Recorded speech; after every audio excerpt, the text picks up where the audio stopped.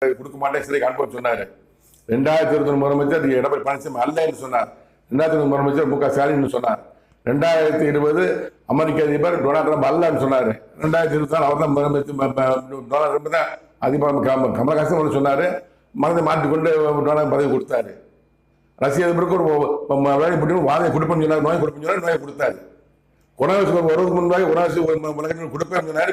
செஞ்சாரு. எல்லாமே என் தேவநாயக்கத்தை கடவுள் கூறக்கூடிய திருக்கத்தை தான் மாமனிதன் இம்மாற்றோடு ஒளிபரப்பாடு இருக்கிறது. இது என் வார்த்தைகள் அல்ல. தயவு செய்து நடிகர் விஜய் அவர்களே, அவர் கூட இருக்கிற உஷாந்த் அவர்களே, ஆதோசனா அவர்களே, கூட இருக்கிற அத்தனை அமைச்சர்களும், அத்தனை மாவட்ட செயலர்களும், அத்தனை எம்எல்ஏக்களும் என்பது கோபம் கொள்ளாதீர்கள். இது யாராவது பார்த்து வீடியோ விஜய் அவர்கள் போட்டு காட்டுங்கள். உங்களை பற்றி கடவுள் என்ன சொல்லியிருக்கான்னு தெரிந்து கொள்ளட்டும். என்னை அழைத்தால் வழக்கம் சொல்ல தயாராக இருக்கிறேன்.